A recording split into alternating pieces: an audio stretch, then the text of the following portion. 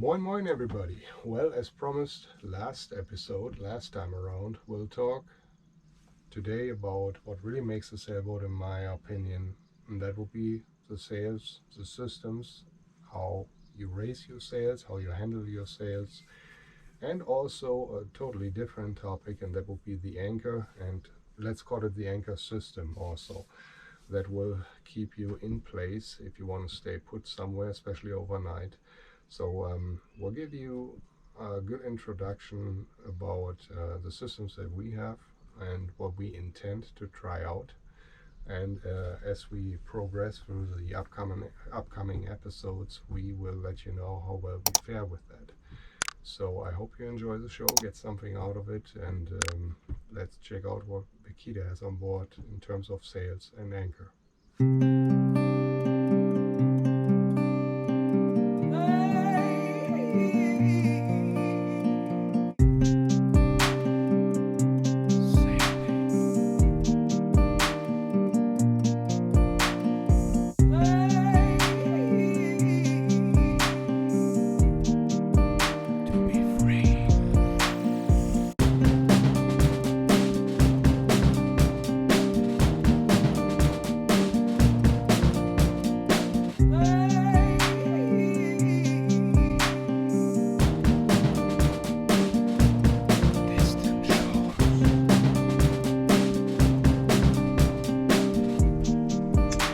Yeah, so the problem on a small boat with hang-on sails is that you end up with quite a bit of sails somewhere else, like in the beavers. I have a small Genoa that fits on the top shelf, and the spinnaker is in the forward locker, so it worked out okay. However, the fork and the Genoa, I'm thinking about making sailbags so that I can have them on deck somehow, tied down to the lifelines or so. I'm not quite there yet, but I'm thinking about a solution for this, because I don't want to stuff up the hanging locker. It's not what it's there for. And I also don't want to use up the weavers entirely. So I need a solution here.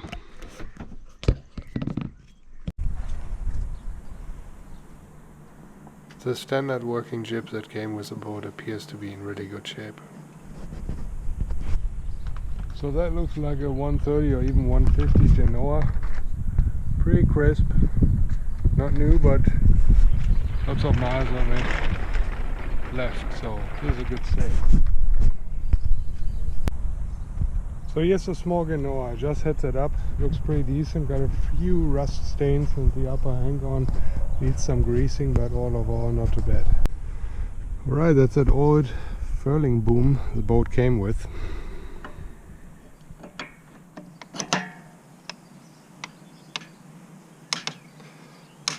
So I've removed the boom kicker already.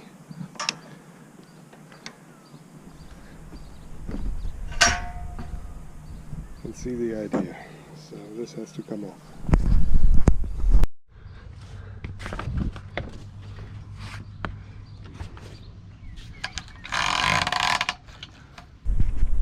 Alright guys, mainsail is up. Actually looks quite decent. Got a few battens in there.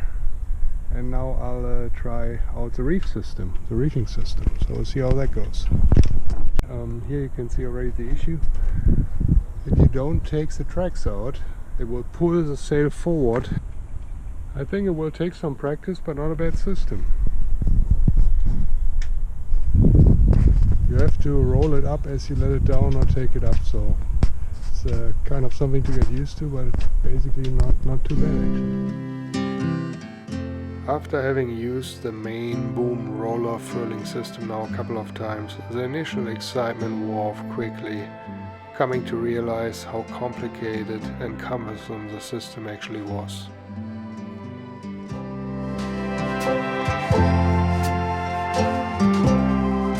This boat here comes with a furling boom system for the main, which is, I don't know, I think difficult to use. I don't know really what the trick is, but what I have done now is I basically add it all up, all the cards into to the boom, and now we'll had it coming down and simply tied it to the boom. I will show you what kind of drama that is to actually roll it up all the way. It takes a tremendous amount of time. I cannot see myself doing that in heavy seas or something when you actually need to reef your sails and take a little bit canvas down. I would have honestly no idea how that's supposed to work. So here we go.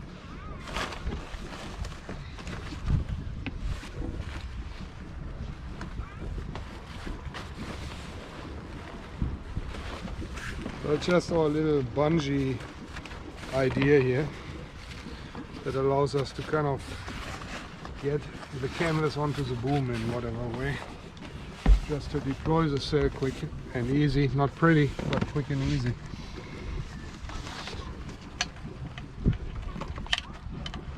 Oh, lordy. That's number one, that's number two. So now in theory I can hoist the sail. That was the idea we came up with out of desperation.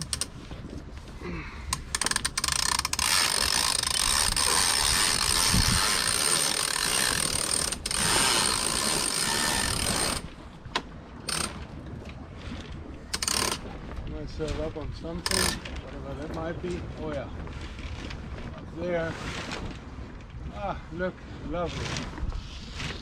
The main halyard twisted itself around the mast later, all the way on top. Yeah, so can't even hoist the sail right now. That's how great that is. I'll try one more time and see if I can undo it, but I can see it from here. It's kind of twisted around the masthead. Yeah, not coming off. So I can't even hoist the main right now. So you know what, I don't fucking care, excuse the language, I'll just take the cards out, let it down and show you what a pain in the ass it is to actually roll it up. So here's the card system, it's kind of simple snap system. As you can see here, you have to press in the metal piece here, and you can let go card by card that way, and they would come out. If you don't do that and you start rolling it onto the boom, what happens is that due to the cards, this here will pull towards the kind of sleeve here, and it will all kind of in a very weird way come towards the mast, and then it gets jammed up and everything, so it doesn't work either very well. I'll let it down one more time, take the cards out and redo the whole procedure.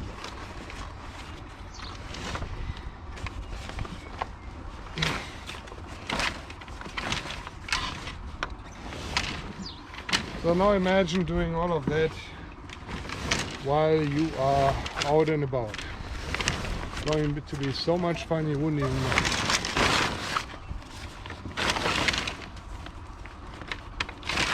Once I got a hold on the halyard, I'll try to undo it and bring it up one more time without actually having it into the mast. And that hopefully allows me to get it high enough that I can actually start rolling it up. Maybe I leave one track in just to have something attached to it here. Okay, now I managed to undo it at least. So now it goes up free.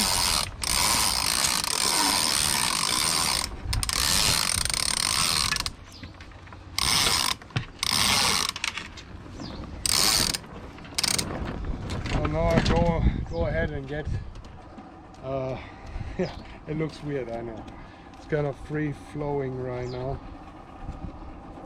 And now I need my special handle here, and I'll be back in a second.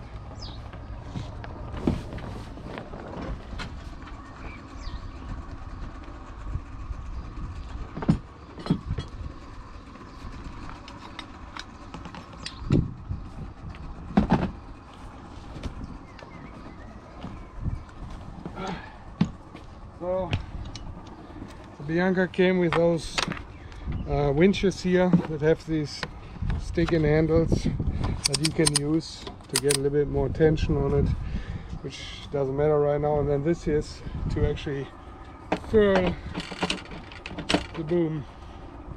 And in order to do that, one more major detail, you have to take this off and make the O-ring disappear in the boom. Otherwise it will not roll, as logic dictates. So you see already, just with light winds flopping around, this is a lot of fun. Crazy smart system. And I assume I'm probably not using it right or whatever I'm doing wrong here, but if somebody knows how to do that right, do me a favor, leave a comment, because I have really no clue. So that's how that disappears in here. And now you can start furling. So I take the bungee off real quick.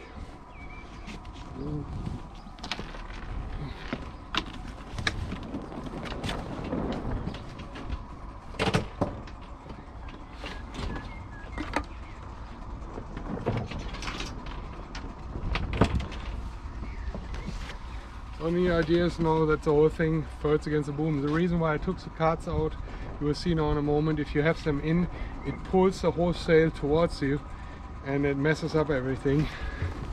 So you have, I think you have to take them out beforehand, but I'm not entirely sure about it. So here goes nothing.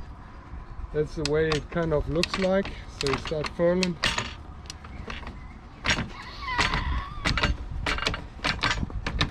Huh? What? Isn't that great? Yeah, that is that's exactly. You're laughing your bum off, don't you? Oh no! Yeah, that's the way it works. I'm not kidding you. So imagine that now in high seas, you know, like with the boat really in motion. It's gonna be so much fun because I have to kind of keep tension on this here. And you see this disc? If you have the cards in, it will pull the whole sail over the disc and you end up here. So you block yourself, you can't even furl it anymore. So the best way I found is to do it kind of this way. And I don't even know if that's right or not, but and you see how much I have to work here to actually get it out. And also, if you notice, if you do that, you have no outhaul anymore. So the whole sail kind of rolls up on the boom, but in a very unclean fashion. It has a lot of wrinkles and you have no way of pulling it out and pulling it straight, which is from an aerodynamic standpoint an absolute disaster.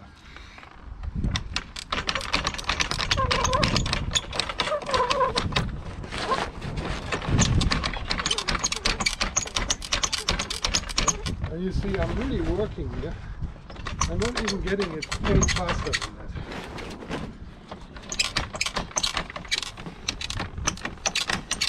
I would need another set of arms or so to do this right. So yeah, I mean, we'll continue to film this, but you will see it takes at least, I don't know, another 5 to 10 minutes to roll it up all the way. So now, if I want to do that neat, just to do it somewhat neat, not even neat, but at least acceptable, I have to stop again, tie it up, go back, just grab the sail and pull it back to at least get somewhat of a clean furl here. Just to get the sail all the way back. And you keep doing that over and over again as you're trying to furl the sail down.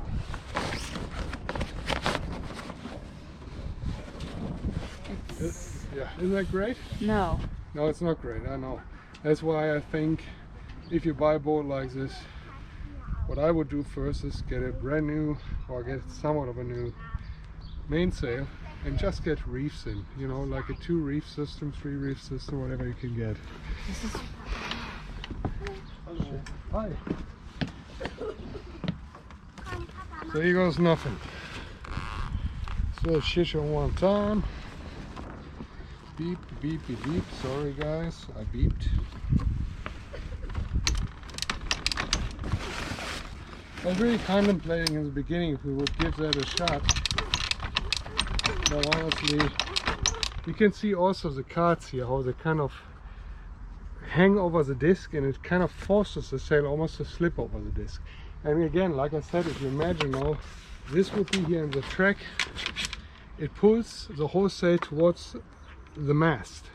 And that way you cannot, there's no chance that you can roll it up. So the best thing that I found, or the best way of doing that, is to get the sail up, all the carts out of the track so that the sail at least can be back there, and then you start furling it.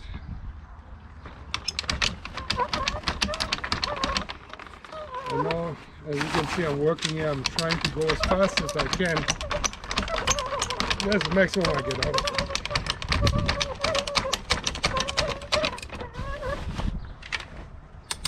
Again, mind you, imagine a normal reef system.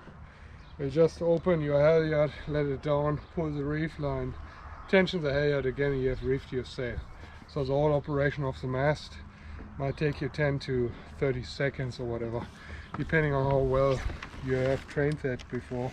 But this year, no matter, I mean, I could do that another 10 times, and unless somebody really enlightens me how that's supposed to work, I don't see how that is any useful at all.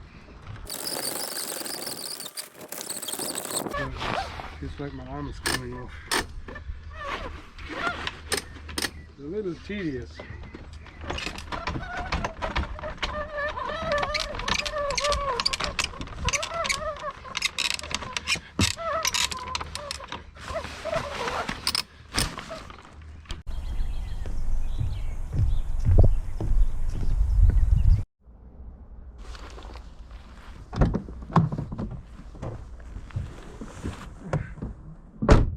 Alright you guys, I'm here at a bigger marine store, and the reason why I drove up here this morning, the reason for that is that we need a better anchor. We have on this very classic good old sailboat a classic anchor, like the typical admiral anchor, you know, like from almost like a comic sketch or something. And these are not bad. I mean, they work. If they are heavy enough, and they work well in seagrass and other things. But you know, if we actually want to sleep at anchor, I feel like that might not be enough. Because I want actually to close my eyes at some point and feel like we are in an okay position, and relatively safe at least, I wanted to pick up a different anchor here today and invest a little bit into the whole topic anchoring and anchors, and give myself some peace of mind that that one little hook that will hold us, especially overnight, will be okay.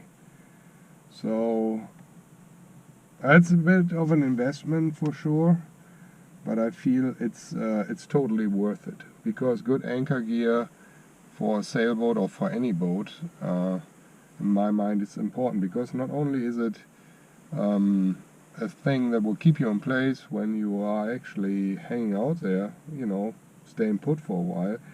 It will also, it's a safety device in case that you have, let's say, engine trouble, especially if you are in tidal waters or anywhere where there's current, and the wind is not cooperating. Your last resort, in my mind anyways, would be to drop the anchor. And therefore, I feel like it should be solid. It should have good holding, and also what it should do, if the wind shifts by 180 degrees and the anchor rolls and digs itself out and starts dragging, the anchor should have the capability again to righten itself and dig back in, ideally. So I guess you know already what I'm talking about and what anchor we are going to go with. And yeah, so that's what I'm picking up here today, plus some fenders, because we have those teeny tiny light blue fenders, and we painted the hull in a darker blue tone, so I feel like I want to get some navy blue fenders. It's not really necessary, it's really just for the eye, because I want her to look pretty as she floats in the dock. That's personal preference. Again, it's actually totally not cruiser, it's so like not what we stand for most of the time, because we're trying to portray you here how you can go sailing on a relatively conscious budget, and if you try to make everything perfect, that is going to be very expensive, obviously. But anyhow, also the reason why I have or my excuse for buying new fenders for the boat would be also more like they are kind of smaller fenders, and they are getting hard, like old rubber, kind of harden out and scratching the hull and such. And I want to have bigger new, soft and color matching fenders if possible.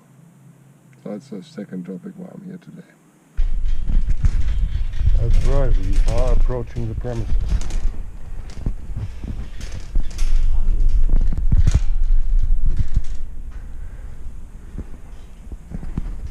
Here we are. As you can see here, the delta anchor doesn't really seem to righten itself. The Rockner anchor on the other hand seems to do just that, perfect, every time. Despite that, it also seems to be the best all-rounder, providing best holding in most seabeds. I know it might be overkill, but you know what? We'll find a way to put it on the bow. Yeah, I just talked to one of the guys there, and turned out they don't have navy blue fenders anymore, but they have these little things that you can pull over the fenders. They're much cheaper, and that allows me to still use my light blue fenders, so it might be even better then. Alright you guys, so we got a Rockner anchor, and so that's a brand new one, 10 kilogram. You saw me picking that up, and now we will put the system together. And in order to have a good swivel, we picked up something really neat. It's kind of maybe overkill, but I like the system. So this goes together, this swivel, with only one bolt in here. That's it. So you take that bad boy out and the entire system comes apart in 3 or 4 pieces. So here comes the bolt, goes out. So what happens now is you can take this apart here, and this apart and this apart. So basically this whole unit holds together just by the gear up here. So it's kind of a sweet system. It's only one bolt, but important is, very important, you gotta have Loctite handy. So the bolt needs to be fixated with Loctite. That's the only weak point on this system. Other than that, there's nothing that can break or tear apart. So we put that on now. So forgot to show you guys one more little detail here. Once you take these two apart, see the bolt here, that's where your chain goes, and this is the part where the anchor goes. Now here's a rotational part that locks in like so, so you gotta turn this by 180 degrees and only then will it release. It doesn't get any safer than that. That's pretty sweet.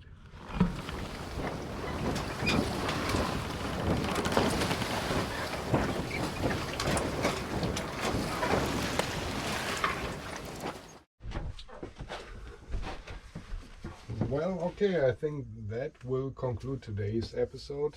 I hope you enjoyed it. Sails and anchors are a huge topic, and there are totally different opinions about it, and that really, in my opinion, depends on where you're coming from. Whether or not you, let's say, are more the racer, regatta kind of guy, or if you are a totally laid-back cruiser, you might see that from a totally different angle here. So what we have on board right now came original from the Bianca boatyard in 74, like this, when the boat was made and released.